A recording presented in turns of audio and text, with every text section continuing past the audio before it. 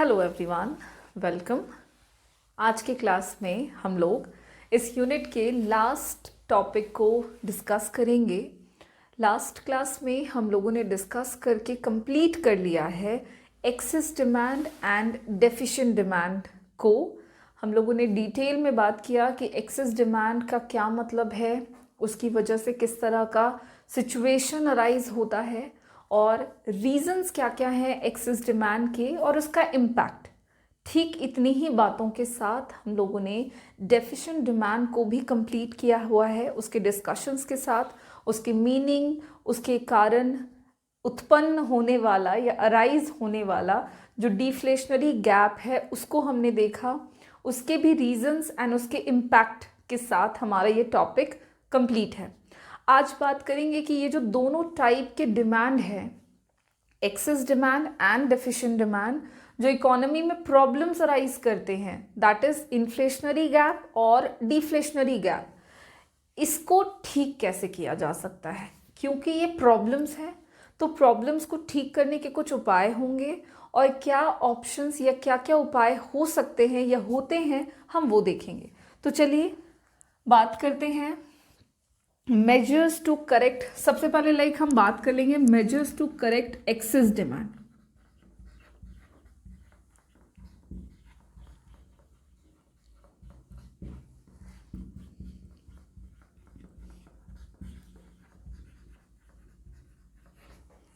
Access demand को ठीक करने के क्या क्या मेजर्स होते हैं।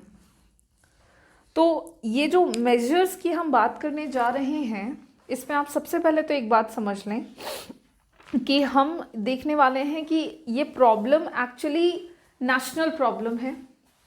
तो इस प्रॉब्लम पे इकोनॉमी जो है वो फंस जाती है। तो इसको कोई एक इंडिविजुअल ठीक नहीं कर सकता है, बल्कि इस प्रॉब्लम को गवर्नमेंट के द्वारा ठीक किया जाता है। तो जो गवर्नमेंट है वो देश के प्रॉब्लम्स को, यानी कि एक्सेस डिमांड के सिचुएशन को ठीक करने के लिए मेन दो तरीके जो हैं वो अपनाते हैं। गवर्नमेंट के दो मेन उपाय हैं जिनको ठीक करने के लिए, जिनकी मदद से गवर्नमेंट जो है वो एक्सेस डिमांड या फिर डेफिशिएंट डिमांड को ठीक करते हैं। मेन अगर मैं रीज़न बताऊं आपको, तो अगर हम एक्सेस डिमांड के रीज़न की बात करें तो देखो, इसका कारण है सप्लाई ऑफ मनी का बढ़ जाना, याद रखोगे। और डेफिशिएंट डिमांड की बात करें तो इसका कारण है सप्लाई ऑफ मनी का घट जाना। अब सप्लाई ऑफ मनी को ठीक करने के लिए या कंट्रोल करने के लिए गवर्नमेंट जो है वो दो तरीके अपनाती है, ठीक है। जिसमें से पहले टाइप की पॉलिसी जो है वो कहलाती है फिस्कल पॉलिसी। आप याद करो, हम लोग फिस्कल पॉलिसी पढ़ चुके हैं। एंड दूसरे टाइप की पॉलिसी है मॉनेटरी पॉलिसी।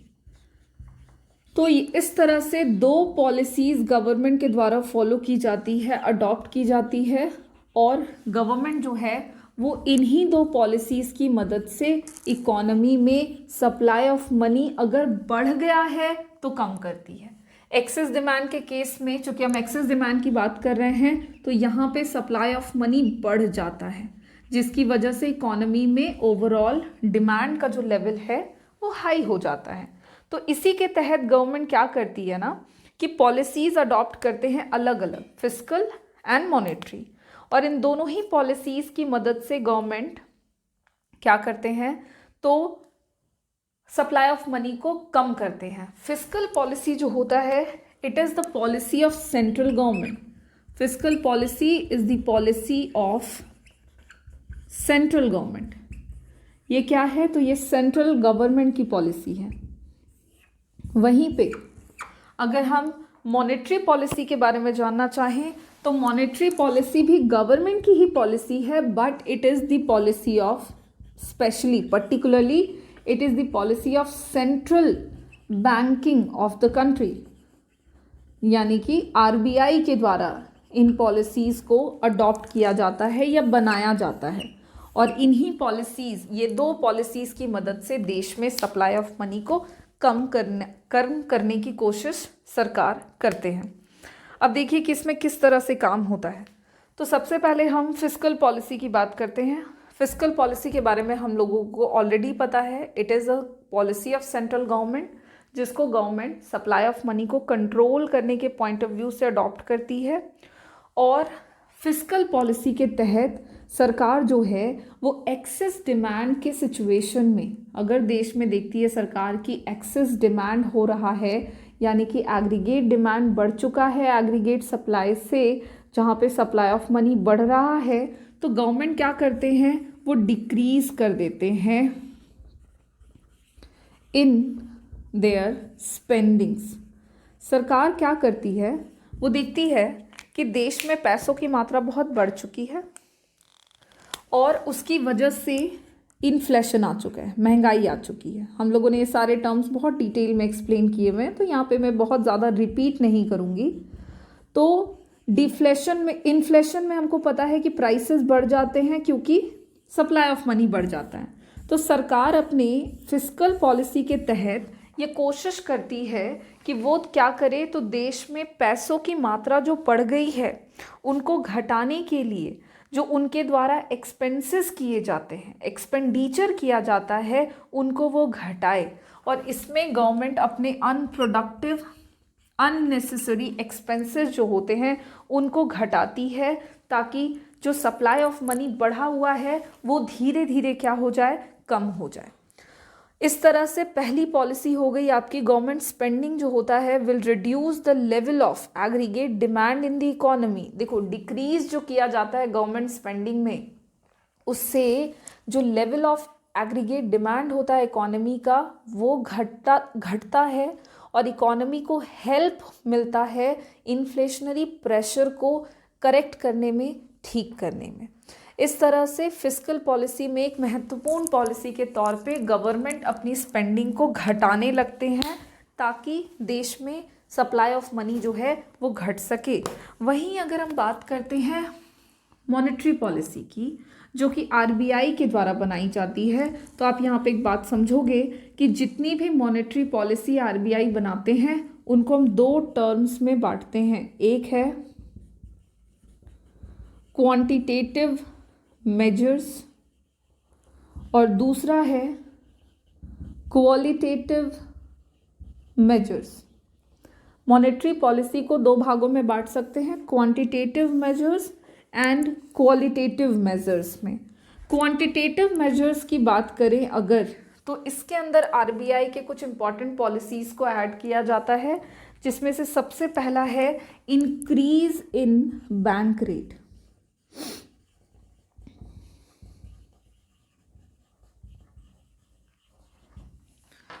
अब देखिए, ये चूंकि ये आरबीआई की पॉलिसी है तो बैंक रेट के बारे में हम थोड़ा सा पहले जान लेते हैं कि ये है क्या।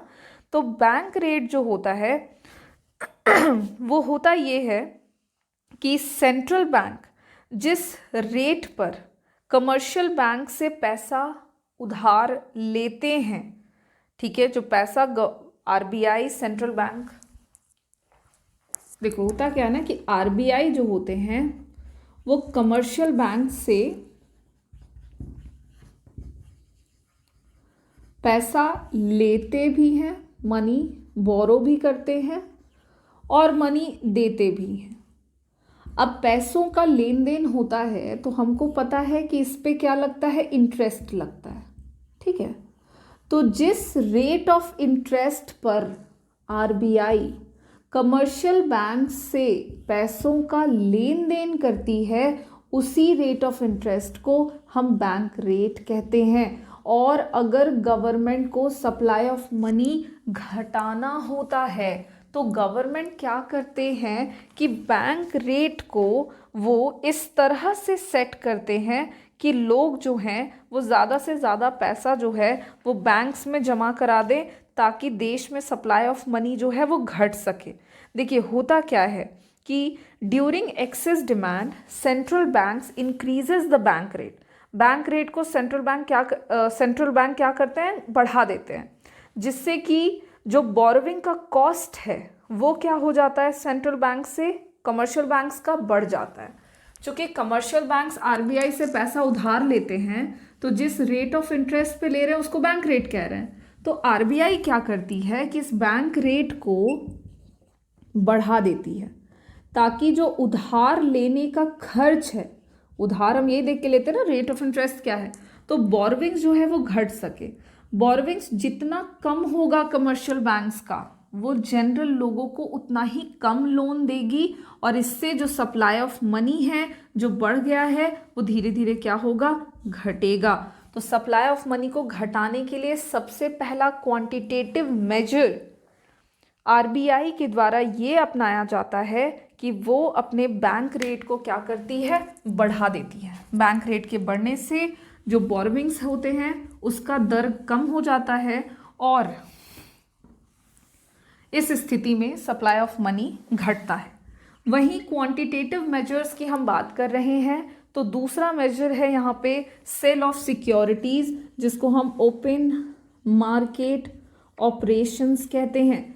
ओपन मार्केट ऑपरेशंस के तहत आरबीआई जो है वो क्या करती है, सेल करती है सिक्योरिटीज को। क्या है सिक्योरिटीज, तो यहाँ पे आप बात समझोगे कि open market operations refers to sale and purchase of securities in the open market by the central bank. Central bank securities को खरीदती और बेचती है, ठीक है, खुले बाजार में, जिसको हम ओपन मार्केट ऑपरेशंस कहते हैं। ये डायरेक्टली मनी सप्लाई जो होता है इकोनॉमी का, उसको इन्फ्लुएंस करता है। एक्सेस डिमांड के केस में आरबीआई जो है वो इन सिक्योरिटीज़ को बेचना शुरू करती है, ताकि कमर्शियल बैंक्स जो हैं और अदर जो लेने वाले लोग हैं, प्राइवेट सेक्टर के लोग हैं, उनके द्वारा इन सिक्योरिटीज़ को परचेज कर लिया जाए, जिससे कि उनका पैसा आरबीआई के पास आ जाए और उनके हाथों की परचेजिंग कैपेसिटी जो है वो घट जाए।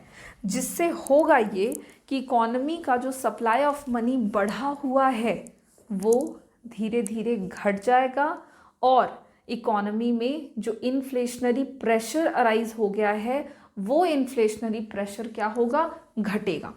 तो इस तरह से एक्सेस डिमांड को ठीक करने के लिए गवर्नमेंट के द्वारा क्या होता है, आरबीआई के द्वारा क्या किया जाता है, ओपन मार्केट ऑपरेशंस होता है, जिसकी मदद से देश में जो सप्लाई ऑफ मनी है वो कम किया जाता है। इसी तरह से एक और पॉइंट है क्वांटिटेटिव मेजर्स में, that is increase in LRR, legal reserve requirements. Increase in LRR, जिसमें लीगल रिजर्व रिक्वायरमेंट्स आ जाता है। और जब हम इसकी बात करते हैं तो इसमें मेनली LRR की बात करते हैं तो इसमें मेन आपके दो टर्म्स ऐड होते हैं, ध्यान देना। एक है आपका CRR, जिसको हम कैश रिजर्व रेशियो के नाम से जानते हैं, और अगला है SLR, जिसको हम स्टैट्यूटरी लिक्विडिटी रेशियो के नाम से जानते हैं। ये दोनों क्या हैं, तो सबसे पहले हम वो समझ लेते हैं। CRR का मतलब होता है, देखो, कि जितने भी कमर्शियल बैंक्स होते हैं उनको अपने टोटल लाइबिलिटीज़ का, अपने टोटल फंड्स का एक मिनिमम परसेंटेज आरबीआई के पास जमा करना होता है। और जितना भी पैसा आरबीआई के पास एक मिनिमम परसेंटेज के तौर पे जमा करते हैं कमर्शियल बैंक्स, उसको हम CRR कहते हैं, ठीक है। मान लो 100 रुपया है, मान लीजिए कमर्शियल बैंक के पास, तो आरबीआई ये सेट कर देती है कि 25% आपके टोटल मनी का मेरे पास कुछ हिस्सा होना चाहिए, 25%। तो उस केस में 100 रुपये का 25%, यानी कि 25 रुपये कमर्शियल बैंक आरबीआई के पास जमा कर देगी। तो ये 25% इज नोन एज CRR। और CRR के केस में क्या होता है, मैं एक साथ आपको ये दोनों चीज़ें बता देती हूँ। SLR पहले जान लीजिए।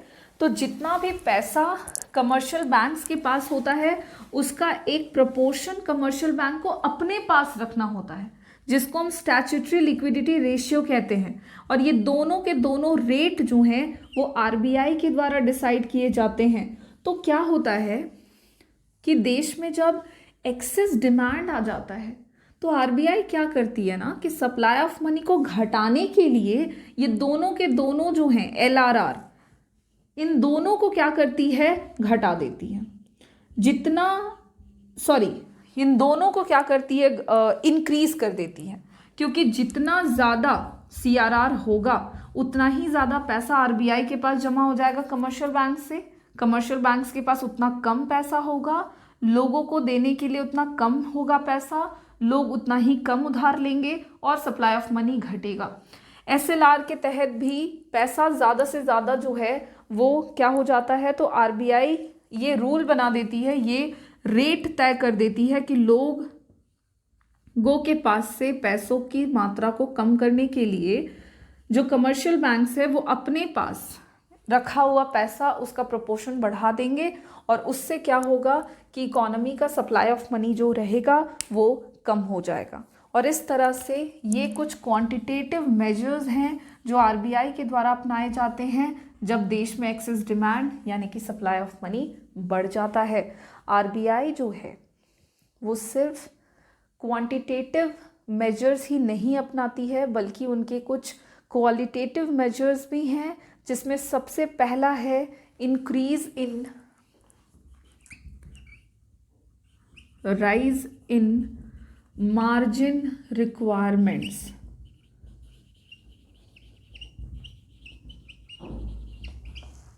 क्या है राइज इन मार्जिन रिक्वायरमेंट्स? तो इसके तहत क्या होता है कि मार्जिन रिक्वायरमेंट्स जो है वो डिफरेंस होता है मार्केट वैल्यू ऑफ सिक्योरिटीज़ जो ऑफर किया जाता है and value of amount lend. मतलब होता क्या है कि जब इकोनॉमी में एक्सेस डिमांड होता है तो सेंट्रल बैंक जो है इस मार्जिन को बढ़ा देती है, जिससे कि रिस्ट्रिक्ट हो जाए credit creation power of banks और जो फंड्स उधार लिए गए हैं वो कम से कम, मतलब उधार जो है लोगों के द्वारा जो लिए जा रहे होते हैं वो क्या हो, आपके कम से कम अट्रैक्ट हो और देश में सप्लाई ऑफ मनी घट जाए। इसका सिंपल सा मतलब ऐसा समझना, इंक्रीज इन मार्जिन रिक्वायरमेंट्स, आपने कोई सिक्योरिटी परचेज करी है फॉर अ ईयर, आपने इसमें 12 लाख रुपए पे किए और आपको ये 15 लाख रुपए मिलने थे over the period of time completed. RBI क्या करती है ना, इस मार्जिन को बढ़ा देती है, लाइक 15 से 12 लाख का जो मार्जिन था इसको वो क्या कर देगी कि 12 लाख से मतलब 15 लाख से घटा करके मान लो इसको 13 लाख कर देगी। इस केस में ऐसा क्यों करती है? ताकि सप्लाई ऑफ मनी जो बढ़ा हुआ है वो घट जाए और लोगों के द्वारा जो परचेजिंग कैपेसिटी के बढ़ जाने से एक्सेस डिमांड आ गया है वो क्या हो जाए, वो घटे। और इस तरह से सप्लाई ऑफ मनी को कंट्रोल किया जाता है by RBI through their qualitative instrument और क्वालिटेटिव मेजर। ठीक इसी तरह से गवर्नमेंट के तौर पर RBI क्या करती है, एडवाइस करती है डिस्करेज करने के लिए lending, advice to discourage lending. मतलब कहने का है कि उधार लेने की जो प्रवृत्ति होती है उसको घटाने के लिए भी RBI जो है वो कई तरह के मेजर्स अडॉप्ट करती है।